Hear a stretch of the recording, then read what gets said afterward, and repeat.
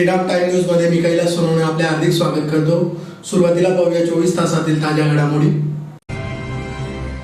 भाजपतर्फे धुळे शहर विधानसभा मतदारसंघासाठी अनुप अग्रवाल यांची उमेदवारी जाहीर झाल्यामुळे कार्यकर्त्यांतर्फे आनंदोत्सव साजरा। SMB आणि विधी महाविद्यालय येथे एक दिवसीय नवीन कायदेविषयी कार्यशाळा संपन्न। धुळे जिल्हा युवा सेनेतर्फे युवा संपर्क अभियान अंतर्गत युवा संवाद मेळावा संपन्न। मीरा धाराशिवकर लिखित पुस्तकाचे मान्यवरांच्या हस्ते करण्यात आले प्रकाशन। आणि सेवानिवृत्त वेतनधारक शैक्षणिक नागरिक संघटना धुळेची सभा संपन्न। आता बातमीपत्र विस्ताराने।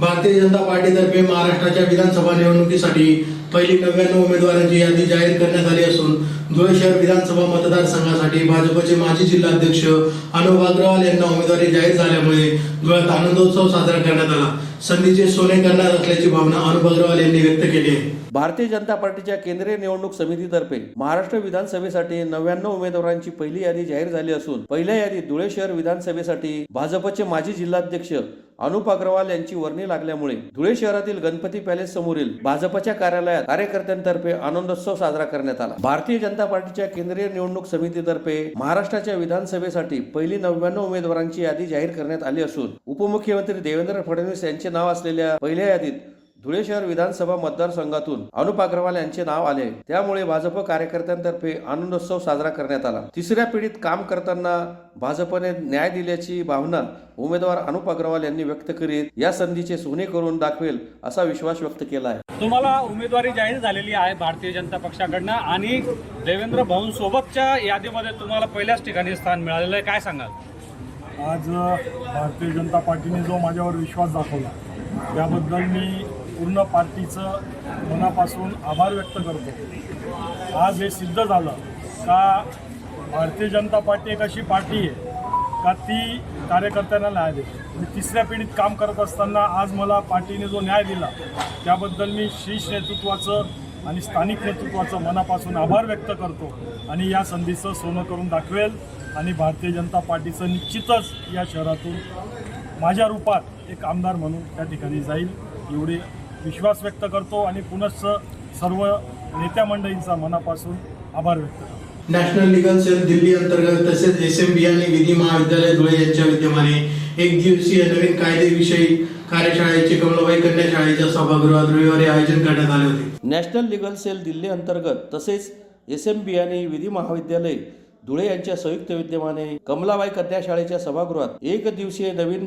कायदेविषयी कार्यशाळेचे रविवारी आयोजन करण्यात आले होते। उपस्थित मान्यवरांच्या हस्ते दीपप्रज्वलन करून कार्यक्रमास सुरुवात करण्यात आली। त्यानंतर उपस्थित मान्यवरांचा सत्कार समारंभाचा कार्यक्रमही संपन्न झाला। कार्यशाळेत पुणे येथील ॲडव्होकेट गणेश शिरसाट यांनी भारतीय नागरिक सुरक्षा संहिता, भारतीय न्याय संहिता, भारतीय साक्ष अधिनियम याबाबत सखोल माहिती दिली। कैलासवासी ॲडव्होकेट अशोक निळे, कैलासवासी ॲडव्होकेट धनजी झालटे यांच्या स्मृतीप्रित्यर्थ सदर व्याख्यानमालेचे आयोजन करण्यात आले होते। या प्रसंगी ॲडव्होकेट गणेश शिरसाट, श्री शिक्षण संस्थेच्या अध्यक्ष Alka Biyani, advocate Ravi Desarda, advocate Devendra Tawar, advocate Baba Joshi, advocate Jitendra Nile, advocate RS Sonawane, advocate Vilas Zalte, advocate Sameer Pandit, advocate Anand Jagdev यांच्यासह advocate Madhukar Bise, advocate Laxmikant Thakur, advocate Uttamrao Avchar, Shilpa Maskar, Milind Balsane, advocate Kalpesh Sonawane, advocate Jitendra Bhambre आदी उपस्थित होते।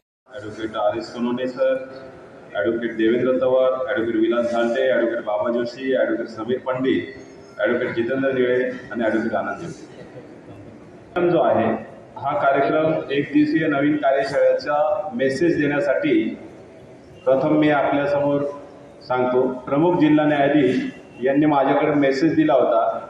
देवेंद्र तवर साहेब माझ्यासोबत होते, त्यांना इन्व्हिटेशन देण्यासाठी गेलो होतो। तर त्यांनी सांगितलं की हा मेसेज जो आहे अशा प्रकारच्या कार्यशाळा नियमित झाल्या पाहिजेत, कारण अशा नियमित झाल्यानंतर आपण अपडेट होत राहतो। अपडेट जजेस बी होतील आणि वकील बी होतील। आपल्याला नवीन नवीन सुप्रीम कोर्टातून येणारे, हायकोर्टातून येणारे काय जे निर्णय असतील त्याच्यावर आपण चर्चा केली पाहिजे, उहापोह केला पाहिजे, त्याच्यातला सार काढला पाहिजे। या पद्धतीचा मेसेज उद्घाटन पर माननीय माधुरी आनंद मॅडम प्रमुख जिल्हा न्यायाधीश यांनी दिलेला आहे। तसेच ह्या कार्यक्रम करत असताना आम्ही ज्यावेळेस वकील झालो त्यावेळेस ॲडव्होकेट देवेंद्र तवार, समीर पंडित, बाबा जोशी, आमच्याबरोबर अशोक घोष, हातेकर, पराग पाटील, आम्ही सगळे नवीन आलो होतो. त्यावेळेस आम्ही जजेस लोकांचं वर्कशॉप होत होतं, पण वकिलांचं वर्कशॉप होत नाही. म्हणून आम्ही सगळ्यांनी इन्स्टिट्यूट घेतला आणि प्रत्येक वेळेस आम्ही प्रत्येक रविवारी एक वर्कशॉपसारखं आम्ही काम करायला लागलो. त्यावेळेस देवेंद्र तवार आमचं नेता ॲडव्होकेट समीर पंडित होता आणि ॲडव्होकेट समीर पंडित यांनी बरेच याच्यामध्ये आणि शैलेश बापना आता न्यायाधीश झालेला आहे, CJM आहे, ही एक वर्कशॉप करण्यासाठी आम्ही फार हे पुढाकार घेत असायचो आणि अशाच प्रकारचं वर्कशॉप आम्ही प्रत्येक वेळेस चालू ठेवलेलं आहे. आणि आजही आम्ही ज्या वेळेस न्यायाधीशांचे ज्यावेळेस JVCचे जाहिरात येते त्याच्या अगोदर आमच्याशी काही स्टुडंट्स, वकील स्टुडंट जे आहेत ते आमच्याशी अप्रोच झाल्यानंतर ॲडव्होकेट समीर पंडित, देवेंद्र तवार, आमच्यासोबत असलेली सगळी टीम जी आहे ती जजेस लोकांना सांगत असते की आमच्या वकिलांना सुद्धा तुम्ही काहीतरी मार्गदर्शन करा आणि ह्या स्पर्धेमध्ये आम्हाला कसं जास्तीत जास्त आमचे स्टुडंट जातील याचं तुम्ही मार्गदर्शन करा. तशी कार्यशाळा दरवर्षी आम्ही करत असतो. भारतीय साक्ष अधिनियम असेल किंवा भारतीय नागरिक सुरक्षा संहिता असेल, आपला जुना IPC, CRPC आणि एव्हिडन्स रिपील करून 1 जुलै 2024 पासून हे 3 कायदे अंमलात आले. या 3 कायद्याविषयी, या 3 कायद्यामध्ये काय काय बदल घडले, या 3ही कायद्यामध्ये आणखी कुठे कुठे लूपहोल्स आहेत, 3 कायद्यामध्ये कुठे कुठे लिटिगेशन होण्याचे जास्त चान्सेस आहेत, कोणत्या कोणत्या प्रोव्हिजनची कॉन्स्टिट्युशनल व्हॅलिडिटी चॅलेंज होऊ शकते आणि काय काय लिटिगेशन आहे आणि काय काय चेंजेस आहेत, हे थोडक्यात आपण आजच्या लेक्चरमध्ये चर्चा करण्याचा प्रयत्न करू. 2 प्रश्नापासून सुरुवात करूयात. 30 जूनला समजा रात्री 11:50 एखाद्या व्यक्तीने दुसऱ्या व्यक्तीला जोराची धडक दिली आणि समोरच्याचा मृत्यू झाला, हिट अँड रनची घटना घडली. आणि आता 1 जुलैला एखादा व्यक्ती FIR दाखल करायला गेला किंवा अगदीच कुणीतरी ऑक्टोबर महिन्यामध्ये आला आणि सांगितलं की जून महिन्यामध्ये अशी माझ्यासोबत घटना घडली होती, मला आज गुन्हा दाखल करायचा आहे. तर नेमका गुन्हा कोणत्या कायद्याने दाखल करायचा? जर घटना 30 जूनला रात्री 11:50 आहे पण FIR दाखल करायला 1 जुलैला पोहोचला किंवा आज पोहोचला, FIR IPC खाली दाखल करायची का BNS खाली दाखल करायची? सेक्शन्स कोणते लावायचे? FIR CRPC खाली 154 खाली लिहून घ्यायची का BNSSच्या 173 खाली लिहून घ्यायची? इन्व्हेस्टिगेशन कोणत्या कायद्याने करायची? चार्जशीट कोणत्या कायद्याने फाईल करायची? ट्रायल कोणत्या कायद्याने चालवायची? हा एक पहिला प्रश्न आहे. दुसरा प्रश्न, 1 जुलै 2024 रोजी आपल्याकडे नवीन कायदे आले. समजा 20 जून 2024 रोजी एखाद्या गुन्ह्यामध्ये 4 आरोपींना कन्व्हिक्शन झालं. 4 पैकी 2 आरोपीने सर्टिफाईड कॉपी काढली. 25 जूनला 2 आरोपींनी अपील केली. 2 आरोपीने 25 जूनला CRPC नुसार अपील केली. 2 आरोपीने सर्टिफाईड कॉपी उशिरा काढली.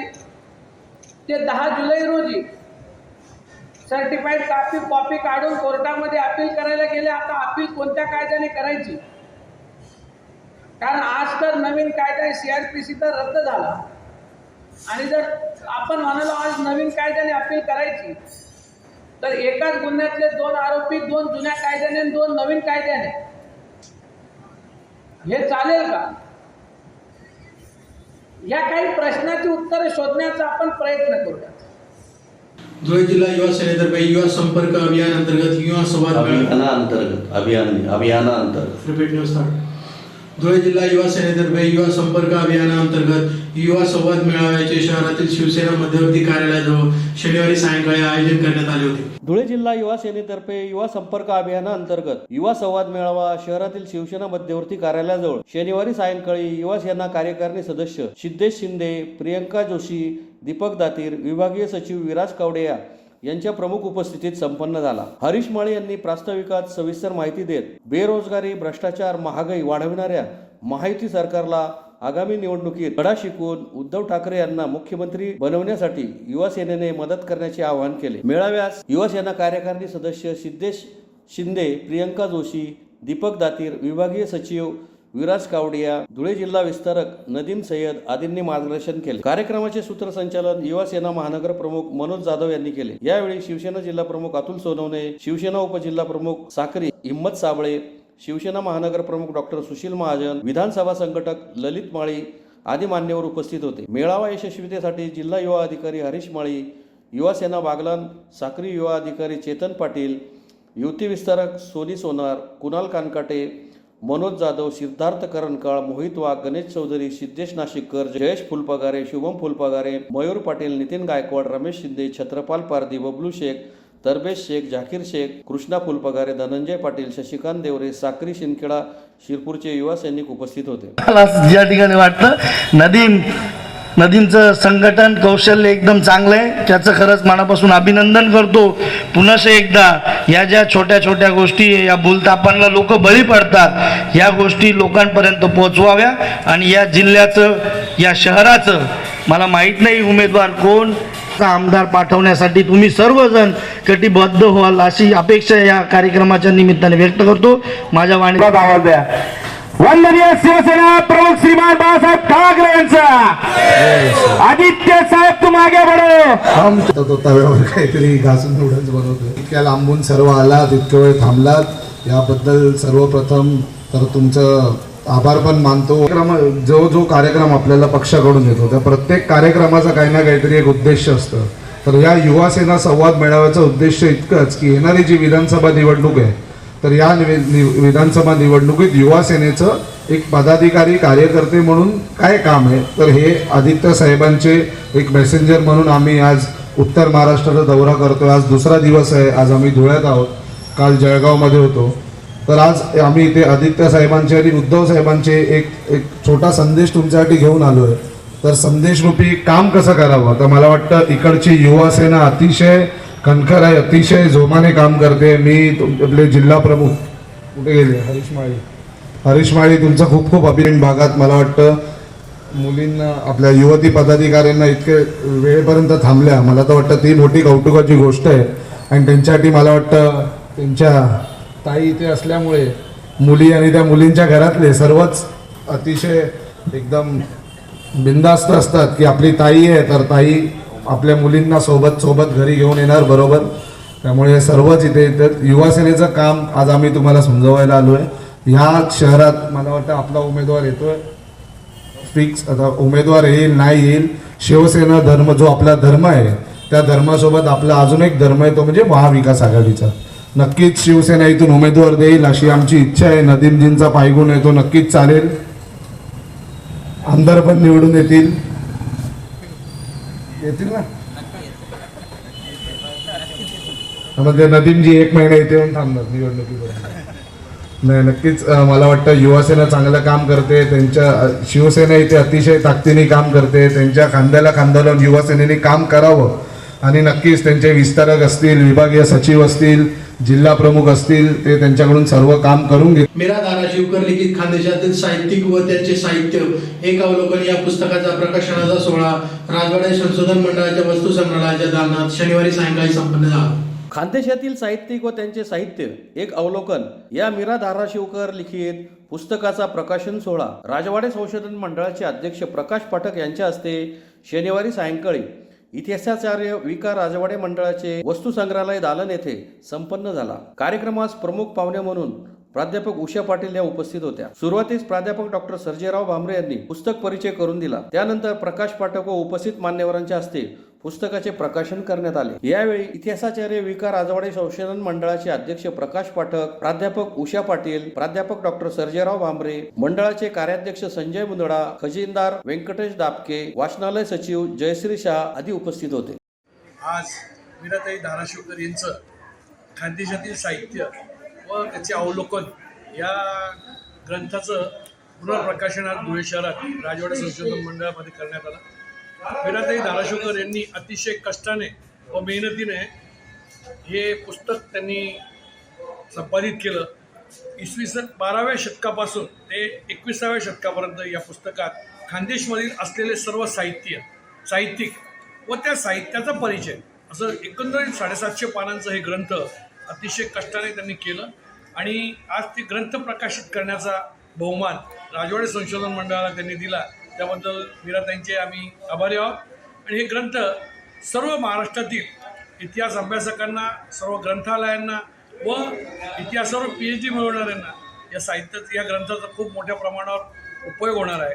तरी याचा लाभ सर्वांनी घ्यावा ही विनंती। थोडक्यात चांगला परिचय होता। आमच्या घरातल्या वातावरणामुळे अनेक गोष्टींवर आमच्याकडे चर्चा होत असत, पण तरी सुद्धा एकदम ह्या विषयाला हात घालावा का नाही हा माझ्या मनात प्रश्न निर्माण झाला होता। पण 15 दिवसांनी पुन्हा मला सरांचा फोन आला, अहो बाई सगळे नाहीच म्हणतात हो, आली का पंचायत। मग मी विचार केला की आणि मी थोडंसं मी जरी नाही म्हटलं ना तरी माझ्या डोक्यात कुठेतरी तो किडा वळवळतच होता। आणि मग मी विचार केला की त्यात गंमत अशी झाली की मी खानदेश गॅझेटियर माझ्या पाहण्यात आले आणि त्याच्यामध्ये लिहिलं होतं की माझा जो अभ्यासाचा कालखंड आहे म्हणजे इसवी सन 1200 ते 1950च्या 8 भाषा, पुढे मी मराठीचं 2014 पर्यंत घेतलंय, पण त्यावेळी खानदेशात 97 भाषा होत्या हो। मी म्हटलं बापरे, याचा अभ्यास कसा करणार? आणि अभ्यास जाऊ दे, मी खरं सांगू का मी अचंबितच झाले। मला जशी काही अलिबाबाची गुहा माझ्यासमोर उघडली असं वाटतं की या भाषातील यांची भाषा कशी असेल, यांचं साहित्य कसं असेल, यांच्या भाषेचा लहेजा कसा असेल आणि केवढाही मोठा एक संस्कृती माझ्या डोळ्यासमोर उभी राहिली आणि हे सगळं आपण गमावतोय हो असं मला वाटायला लागलं। आणि मग मी निर्णय घेतला की कुणीतरी तर मीच का नाही असा आम्ही दोघांनी विचार केला। मी एकटीने माझ्या पाठीमागे धाराशिवकर अतिशय संपन्नपणे उभं आहे आणि आम्ही दोघांनी निर्णय घेतला नाही हे काम आपण करायचंच। आता करायचंच म्हटलं की म्हणणं सोपं असतं, पण ते करणं फार अवघड असतं। पण तीव्र बुद्धिमत्ता, संशोधनाची आवड आणि कुठल्याही विषयाचं सखोल चिंतन करणारे गुरु आणि मार्गदर्शक सुदैवाने मला माझ्या घरातच मिळाले, हे खरोखर भाग्याचं आहे। सेवानिवृत्त वेतनधारक शैक्षणिक नागरिक संघटना धुळेची सभा शहरातील पांझरा नदी किनारील मराठा सेवा संघाच्या कार्यालयात शनिवारी दुपारी संपन्न झाली। सेवानिवृत्त वेतनधारक शैक्षणिक नागरिक संघटना धुळेची सभा धुळे शहरातील पांझरा नदी किनारील मराठा सेवा संघाच्या कार्यालयात शनिवारी दुपारी संपन्न झाली। या बैठकीत सेवानिवृत्त शिक्षक, मुख्याध्यापक, प्राचार्य, कनिष्ठ महाविद्यालयीन शिक्षक, शिक्षण विभागातील सेवानिवृत्त अधिकारी यांच्या समस्यांबाबत सविस्तर चर्चा करून त्या सोडवण्याबाबत विचारविनिमय करण्यात आला। तसेच इतर विषयांवरही चर्चा करण्यात आली। सभेस BA Patil, DB Patil, BW Patil, VB Ayre, GJ Khairnar, PG Patil, Yashwant कारभारी, Dinesh More, MV Patil, SG More, BN Patil, HK Patil, DB Salunke, प्राध्यापक NT Thackeray, VG Patil, ST Patil, DV Thackeray, VN पगार, RB Chaudhari, RS Chaudhari, VG Khairnar, DT Patil, Prabhakar Patil, Pradeep वैश्य, भटू पाटील आदी उपस्थित होते। कनिष्ठ महाविद्यालयीन शिक्षक संघटनेचा नाशिक विभागाचा अध्यक्ष म्हणून आज जे कार्यरत आहे। मी सेवानिवृत्त होऊन मला 4 वर्ष झालेली आहेत, पण माझ्याबरोबर माझ्या आधी किंवा माझ्यानंतर जे सेवानिवृत्त झालेले आहेत त्यांच्या विविध समस्यांच्या संदर्भामध्ये, बऱ्याचशा अडीअडचणीच्या संदर्भामध्ये नेहमी मंडळी संपर्कात असल्यामुळे त्यांच्या समस्या सोडवण्यासाठी जी काही आवश्यकता असते आणि विविध समस्या, वेगवेगळ्या समस्या ज्यावेळेस निर्माण होतात तर त्यावेळेस अशा वेगवेगळ्या प्रकारच्या समस्या सोडवण्यासाठी एक संघटन कुठेतरी असलं पाहिजे आणि म्हणून सेवानिवृत्त लोकांचं एक संघटन असावं असा विचार त्या ठिकाणी आमच्या काही सहकाऱ्यांच्या समवेत आमच्या विचारात आला. त्यामध्ये डी बी बापू असतील, आमचे एन टी ठाकरे सर असतील, बी बी पाटकर सर असतील, डी बी साळुंके, जे एस राव सर आहेत, पगार सर आहेत, डी टी पाटील आहेत, अशी सर्व मंडळी त्या ठिकाणी सातत्याने आम्ही एकमेकांच्या संपर्कात असल्याने की आपलं एक संघटन त्या ठिकाणी झालं पाहिजे असा एक विचार आला होता. मध्यंतरी सर्व म्हणजे शासकीय कर्मचाऱ्यांचं सेवानिवृत्तांची एक संघटनेची सभा मागे 1-1.5 महिन्यापूर्वी धुळे शहरामध्ये झाली. त्यानंतर काही दिवसापूर्वी एक शिक्षकांची देखील त्या ठिकाणी सभा झाली. पण तरी देखील काही लोकांचा आग्रह असा होता की एक ज्युनियर कॉलेजचे शिक्षक असतील, मुख्याध्यापक असतील, शिक्षण खात्यातले अधिकारी असतील, हा जो एक वर्ग आहे त्या ठिकाणी हा एकत्र जर आला तर थोडंसं बरं होईल. आणि म्हणून माझ्याशी सतत संपर्क आणि पाठपुरावा करण्याचा प्रयत्न त्या मंडळीचा चालला होता. आणि म्हणून आज आम्ही एकत्र आलो आणि एक संघटन त्या ठिकाणी तयार व्हावं, आपल्या असलेल्या समस्या सोडवाव्यात आणि त्या समस्या आपल्या आज काय आहेत आणि आपल्याला काय पुढे त्या ठिकाणी मागणी करायची आहेत किंवा समस्या मांडायच्या आहेत, शासन दरबारी कोणत्या समस्या घेऊन आपल्याला जायचं आहे याविषयी सविस्तर आम्ही आमची चर्चा केली त्या ठिकाणी. या चर्चेवर सर्वांना त्या ठिकाणी समस्यांचं एक आकलन झालेलं आहे. वैयक्तिक काही समस्या आहेत त्या समस्या सोडवण्यासाठी आम्ही सतत कार्यरत राहू आणि या पद्धतीने आजपासून आज मनुष्य गौरव दिन आहे आणि आजपासून हे संघटन त्या ठिकाणी सेवानिवृत्त शैक्षणिक ज्येष्ठ नागरिक संघ या नावाने धुळे जिल्ह्यामध्ये ही कार्यकारिणी, ही समिती आणि हे संघटन त्या ठिकाणी आजपासून अस्तित्वात आलं असं सर्वांच्या संमतीने अनुमतीने आम्ही या ठिकाणी एक ठराव केला आणि त्यानुसार समिती देखील नियुक्त करण्यात आलेली आहे. ही समितीची नावं देखील त्या ठिकाणी आम्ही जाहीर करणार आहोत. तर अशा प्रकारे आज या संघटनेचं या ठिकाणी आजपासून कामकाज सुरू झालं एवढं सांगतो. पुन्हा एक नजर ठळक घडामोडींवर. भाजपतर्फे धुळे शहर विधानसभा मतदारसंघासाठी अनुप अग्रवाल यांची उमेदवारी जाहीर झाल्यामुळे कार्यकर्त्यांतर्फे आनंदोत्सव साजरा. SMB आणि विधी महाविद्यालय येथे 1 दिवसीय नवीन कायदेविषयी कार्यशाळा संपन्न. धुळे जिल्हा युवा सेनेतर्फे युवा संपर्क अभियान अंतर्गत युवा संवाद मेळावा संपन्न. मीरा धाराशिवकर लिखित पुस्तकाचे मान्यवरांच्या हस्ते करण्यात आले प्रकाशन. आणि सेवानिवृत्त वेतनधारक शैक्षणिक नागरिक संघटना धुळेची सभा संपन्न. याचबरोबर श्रीराम टाइम न्यूजचे बातमीपत्र संपले. दिवसभरातील ताज्या घडामोडींसाठी पाहत राहा श्रीराम टाइम न्यूज. भेटूया पुढील प्रसारणात. तोपर्यंत नमस्कार.